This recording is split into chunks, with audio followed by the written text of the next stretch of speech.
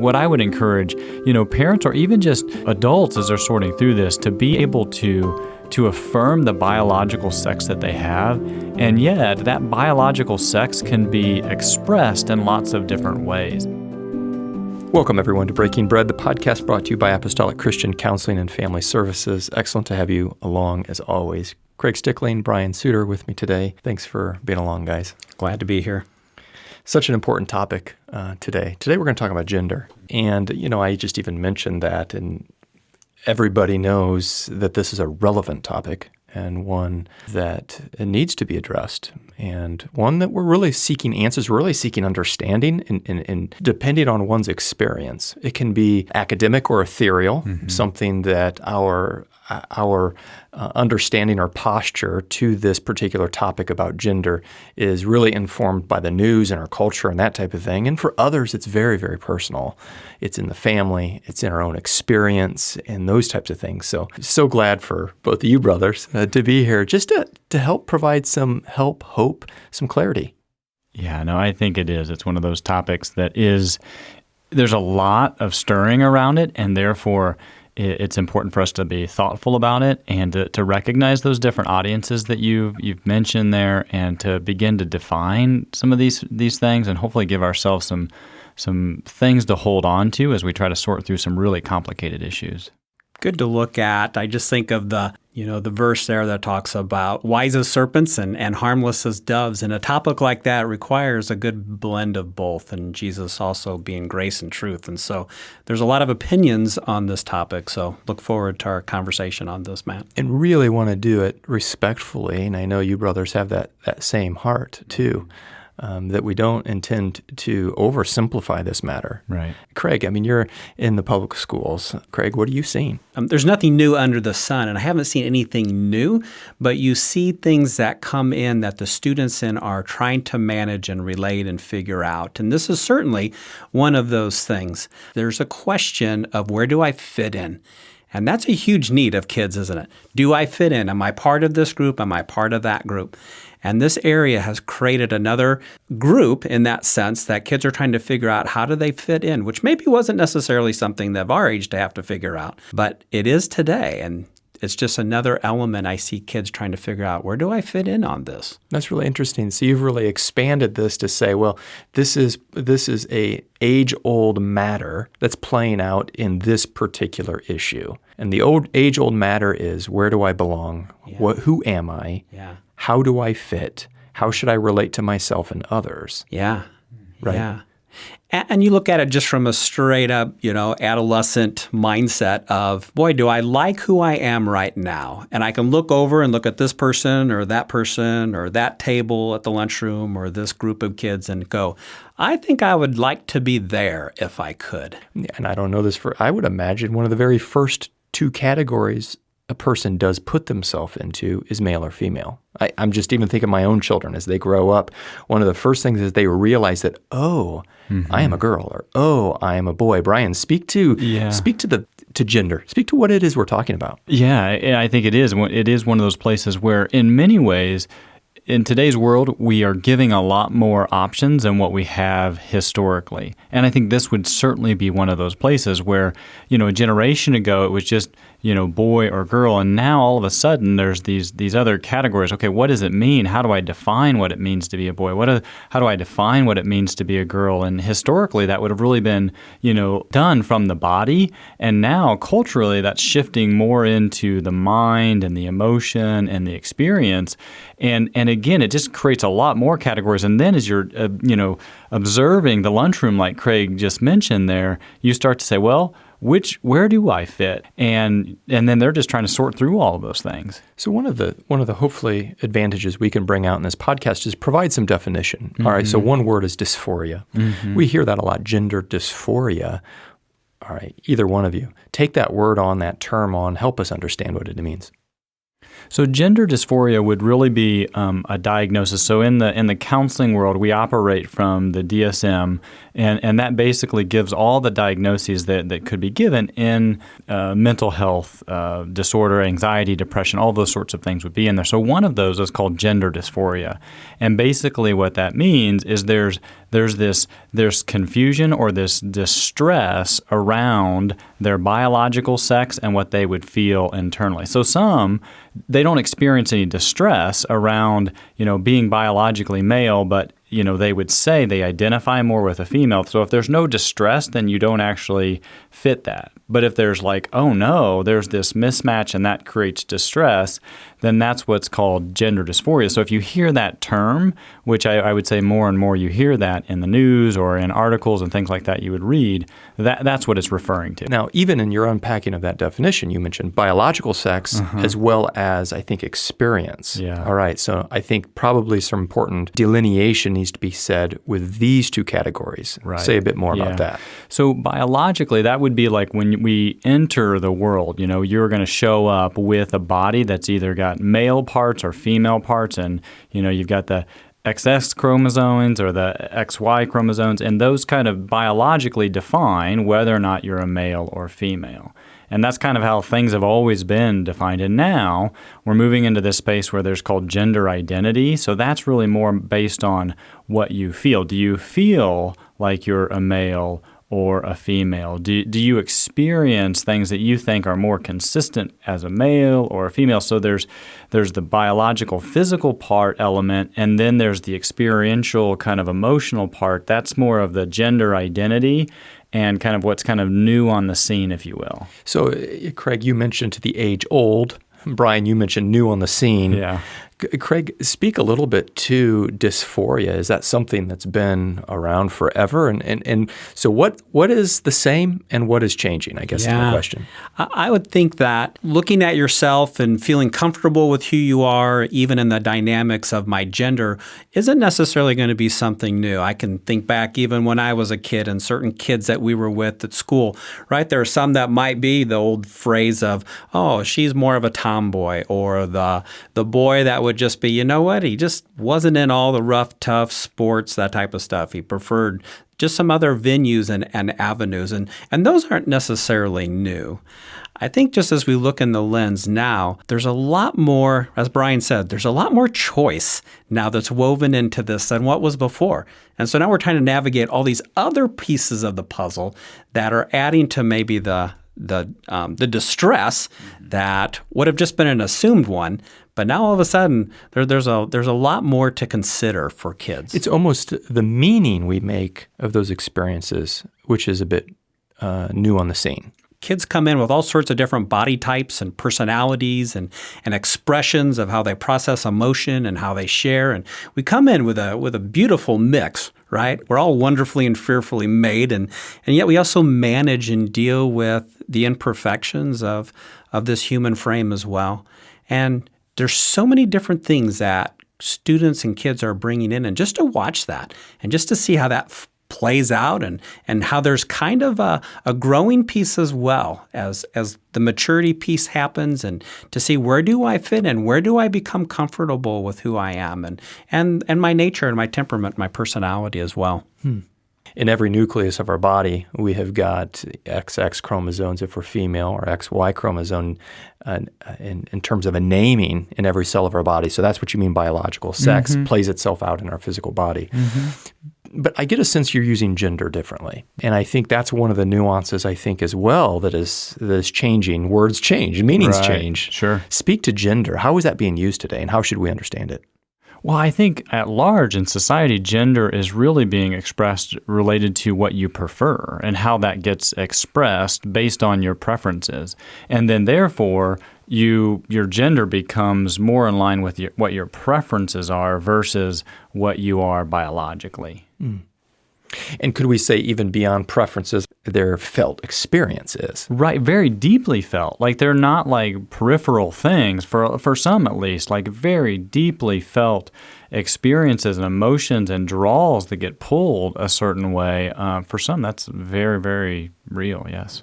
Certainly, God has a lot to say about gender, and would like to perhaps find some grounding, perhaps some anchor points there. We may start with this basic understanding, rightfully so, that the Scriptures tells us that in the beginning God created humans. He created them male and female, so that there is a created difference there. Yeah, I'd referenced it earlier, just that Psalm 139 piece of being wonderfully and fearfully made, and pausing in just the simple, even though so complex, but just the beauty of that, and that God has created each and every one of us, and each life, each person, each creation of life is a great gift, and that He has made us with a certain way, and He's made us specifically, and to be able to rest in that and to be able to trust in that as a starting place.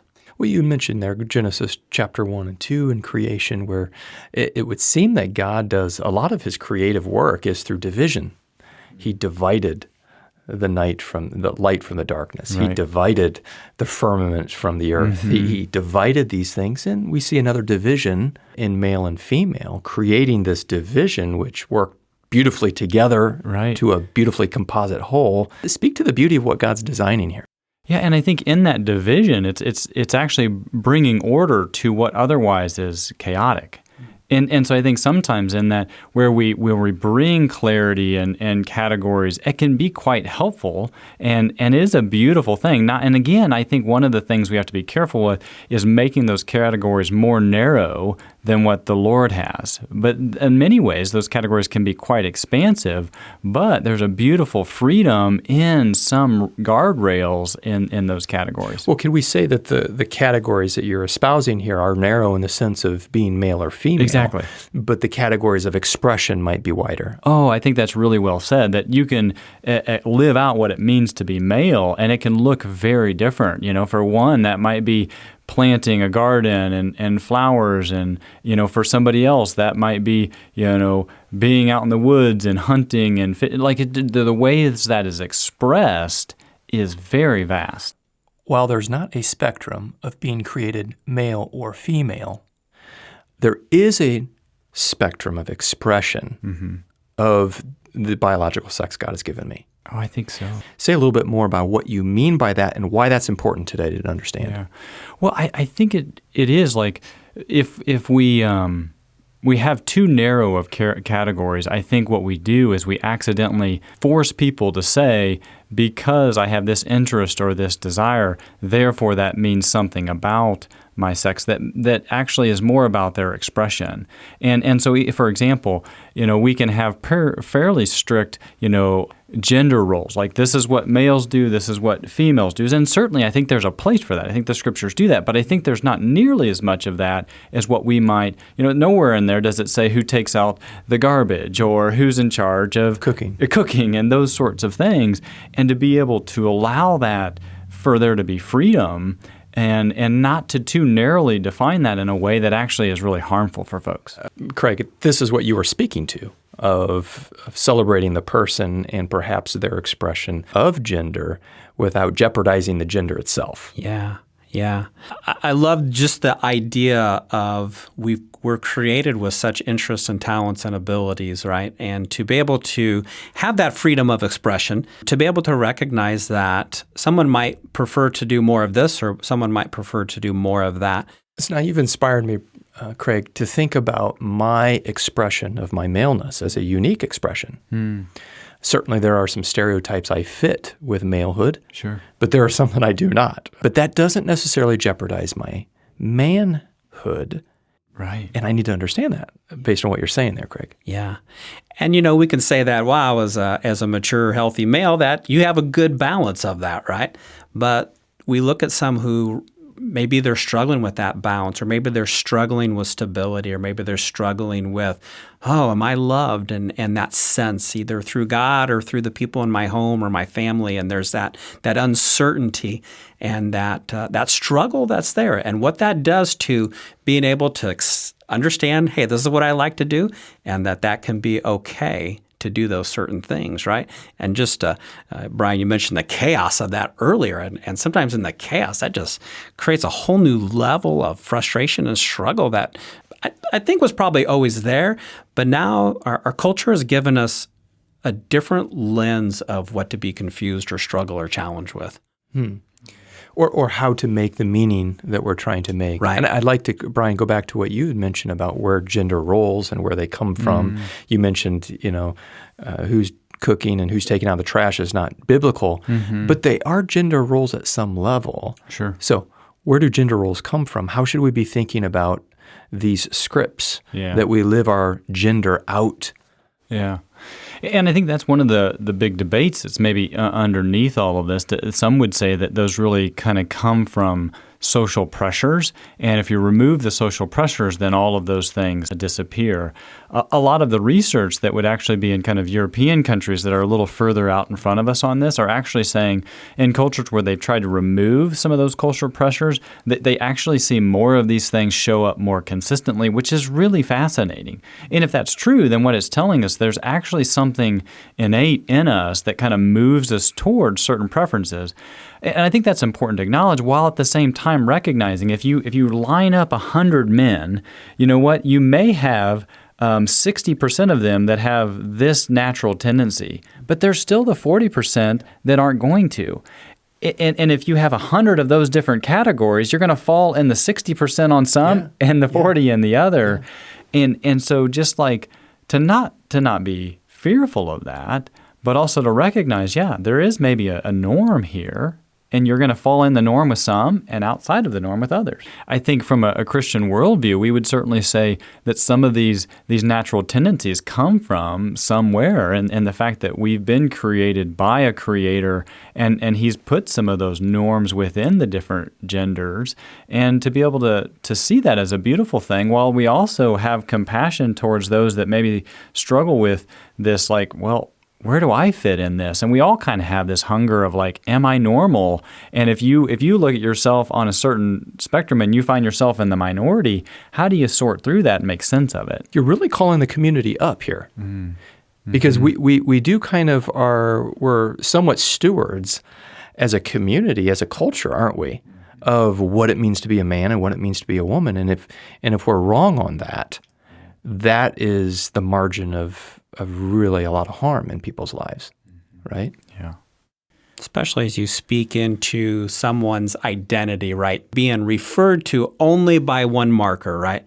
And that being something if that's all I am, I'm trying to evaluate where I'm at, but it seems like the only one I'm ever evaluated by is this one thing. And so now what do I do with these other markers that come into my life or my opportunities or even as I grow and I see things differently? So I think maybe what you're suggesting there, Craig, is to help people see themselves more holistically, to evaluate all things on one marker. I ought to probably have a larger perspective of my gender expression thumbprint, maybe to say it like that. Totally. And I think for us even to recognize in each of our cultures, whether that's our like small family culture or our community culture or our church culture or our state and so on and so on, as you keep going out, that each culture is going to have things that are going to say, hey, this is what it means to be a man, or this is what it means to be a female, and to recognize what those are, and also to be careful and to speak into those that maybe are like, wait a second, what's that mean about me? Because I don't align with that.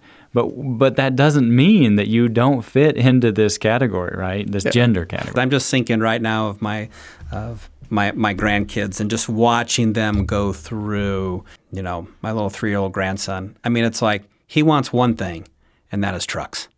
I mean, every Christmas gift, every birthday gift, I mean, you give him a truck or a tool, and it is like, you've given him keys to the world. And that's all he wants to do. That's all he wants to play with, And then I get to see my granddaughter, who only had a year and a half. She is focused on babies, and she's looking for the baby, and she takes that little baby, and she holds that baby, and she is, no one is telling her or talking to her, but there's an interesting piece of just observing that part of who we are, but also knowing that that's not all they are either. Yeah. Well, Brian, I would like to have you respond to this then, right? So Craig has another grandchild, right? Or I've got a child, right? Who doesn't want to play with the trucks, right? Should I be switching out his toys with the trucks? Should I be putting down his paintbrush and giving him a bow and arrow? Should I be discouraging his love for music and pushing him towards sports? Mm-hmm. These are the decisions that parents make, especially in an environment where oh no. Right. And I think that's really where a lot of this kind of the rubber meets the road, in parenting. And the reality is that there's many that are going to experience that. I can't tell you the statistics right offhand, but I think what the research and even those that work in this space a lot, they would say if we can come alongside them and help bring meaning to those things that are helpful, not necessarily say this is how you have to be as a little boy or this is how you have to be as a little girl, but to notice those things and come alongside, put right meaning to them, help coach them. But the vast majority, by the time they get into their teens, those things are going to shift by themselves. But if we get locked into this really intense battle and say, no, you can't paint or you can't like flowers or whatever those things are, then a lot of times it turns into a bigger battleground and has more harm than value. Okay, well, you've triggered my thoughts for a couple of things. But one, I get a sense that you're saying that a person's gender comfort, all right, now I'm making up terms here. Sure, okay. A person's gender comfort ebbs and flows over time. I get a sense that that's true based on what you just said. Is it true? Yeah. I think that's important. I think we as parents need to understand that they might feel this way when they're 10 or when they're 12, but they're when a lot of things are happening in their body, hormone-wise. And I think there's a couple things on both sides of the coin that I think are important there. One is those of us that are really fearful of oh no, I need to make sure that my little boy grows into a man. For us to take a deep breath, to be patient, to walk beside them and teach them and train them. That would be one side of the coin. I think the other side of the coin is those that want to embrace this, you've got dysphoria around it, therefore let's look to the mind and the emotion to define your gender and then live that out. I mean, I just listened here recently to some adults who did transition at a young age and they had surgeries and all of these sorts of things and to make those kinds of decisions when you're 10 years old and it's just, that's just, and then to regret it, right? Some of that shifts then as they age and mature and they kind of, some of that changes.